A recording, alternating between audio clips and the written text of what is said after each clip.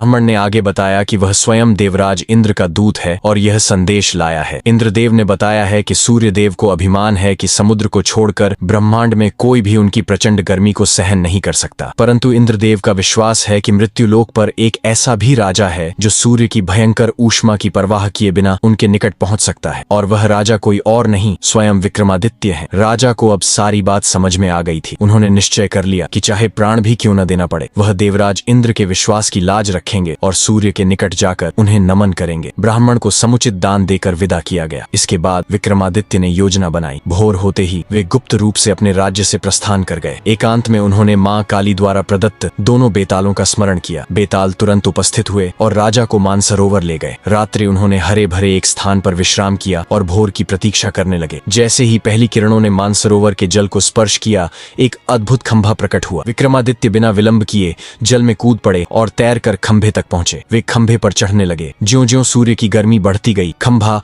और ऊंचा होता गया। दोपहर तक विक्रम सूर्य के निकट पहुंच गए। भीषण ताप से उनका शरीर भस्मीभूत हो गया। सूर्यदेव ने जब देखा कि एक नश्वर मानव सूर्य तक पहुंच चुका है, तो उन्होंने तुरंत पहचान लिया कि वह और कोई नहीं, सम्राट विक्रमादित्य ही है। इंद्रदेव का विश्वास सत्य सिद्ध हुआ था। सूर्यदेव ने अमृत छिड़क कर विक्रमादित्य को पुनर्जीवित किया और अपने स्वर्ण कुंडल उन्हें भेंट किए। वे कुंडल इतने दिव्य थे कि जो चाहे मांग लो वह मिल जाता था। सूर्यदेव ने अस्ताचल की ओर प्रस्थान किया और खंभा भी क्षीण होता चला गया। सूर्यास्त होते ही विक्रम जल पर उतर आए और तैरकर किनारे पहुंचे। वहां उन्होंने पुनः बेतालों का स्मरण किया, जिन्होंने उन्हें फिर उसी स्थान पर पहुंचा दिया जहां से वे चले थे। विक्रमादित्य महल की ओर लौट रहे थे कि मार्ग में एक ब्राह्मण मिला। बातचीत के दौरान ब्राह्मण ने स्वर्ण कुंडल मांग लिए। राजा ने बिना एक क्षण की भी देर किए उन अमूल्य कुंडलों को ब्राह्मण को सौंप दिया। इतना कहकर कामकंदला पुतली ने राजा भोज की ओर देखा और बोली, हे राजन, क्या आप में है वह साहस कि सूर्य के समीप जा सको, और अगर सूर्य देव आपको अमूल्य वरदान दें तो उसे किसी साधारण ब्राह्मण को दान कर सको? यदि ऐसा सामर्थ्य है तो इस सिंहासन पर आपका स्वागत है। यह सुनकर राजा भोज गहन विचार में डूब गए और इस प्रकार चौथा दिन भी बीत गया बिना सिंहासन पर बैठे।